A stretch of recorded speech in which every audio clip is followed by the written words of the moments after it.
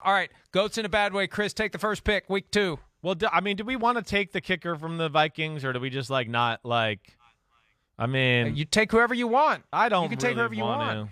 Nah, I'm gonna go with Zach Wilson first. I'm gonna go there. The hell with the kicker from the Vikings. Your guy. Yeah, it's all right. Your guy. That's it's right. your that fault just shows the Jets you. took him. I don't show preferential treatment. You play bad, you play bad. I mean, there's no other way to say it. Yeah, Zach Wilson. Hey, that was a learning moment for him. The New England Patriots. You're gonna be playing them twice a year. As long as Bill Belichick's there, you're gonna go through some phases of ugly football, especially when your Jets team is not in the same stratosphere as them on the roster yet. So, yeah, learn from that. But, man, 4 interceptions, one was not his fault. The other 3 were egregiously his fault, and he tried to make magic, out of nothing. And that's where you just got to learn the NFL's a different game. And like Robert Saleh said after the game, or like Mac Jones played in the game, it's okay to kind of play ugly and manage a game every now and then. Keep your team in it. And then maybe you start to, unleash it late in the fourth quarter like he did week 1 against the Carolina Panthers. He did a lot of those things. So hopefully he learns it, but goat in a bad way for week 2, Zach Wilson. I'm going to go to the game that allowed John Harbaugh to go for it on 4th down because Clyde Edwards-Helaire dropped the ball. Second straight week, a key moment with a game-winning field goal in range.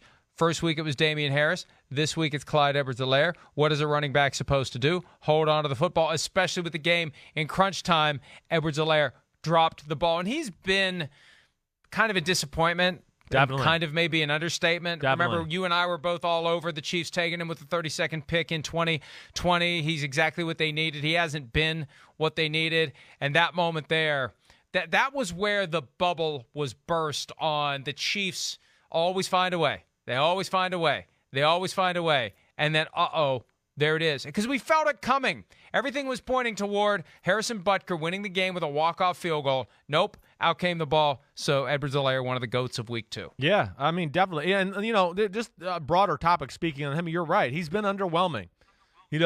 He's got a little of the Peter Warwick syndrome where, it's a lot of quickness and he makes you miss and does all that, but it's for a 4-yard gain. He can't run away from anybody.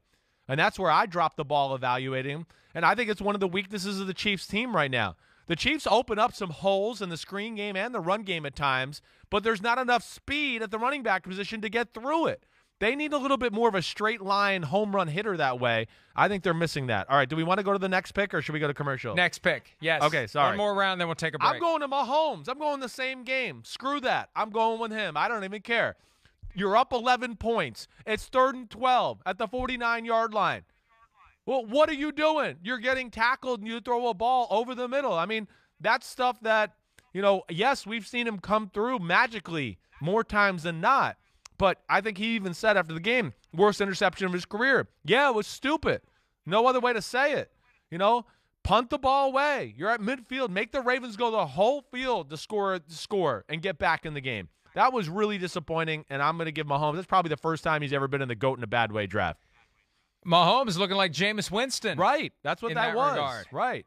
So let's go with Jameis Winston. I mean, we have to go with Jameis Winston. The 2 interceptions, and it was very underwhelming. He goes from MVP candidate to same old Jameis. So Jameis to cap round 2. We'll do round 3 when we return right after this. Final round of the GOATs in a Bad Way draft for week 2. Christopher David Simms, you are up. All right, here we go. I mean, Joe Burrow. I think that's my 3rd pick. Joe Burrow. I want to, almost all your heroes. I know. Zach Wilson, Patrick Mahomes, Joe Burrow. Who's we don't next? pull punches. Aaron Rodgers? We don't pull punches. Wow. That's right.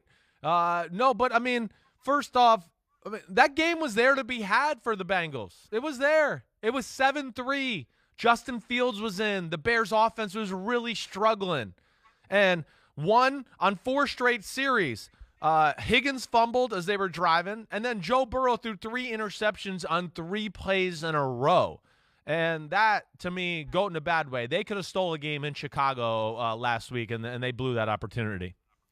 We can't let Greg Joseph off the hook because he not only missed a 37-yarder to win the game, he missed an extra point that kept the game from being tied. Yeah, that's right. In that moment. Right. Not just a 1-point deficit. Get him, Mike. And we do have to point out, because it's been 5 days. We forget about the Thursday night game, the Dexter Lawrence offside or not offside. I don't know who the GOAT is there. Lawrence shouldn't have gotten himself into the danger zone, but I still don't think he was offside. He wasn't. There is sideline video that the league has not released. The league has instead leaked to the Washington Post that it believes he was offside. Release the video. Let's see it. No. That cost the Giants the game. No, referee, that cost them the game. And then also the bad holding call on Daniel Jones' long touchdown run. Referees GOAT in a bad way. Hi, I'm Mike Tirico, and thanks for watching. Make sure to hit subscribe for the latest news and highlights from NBC Sports.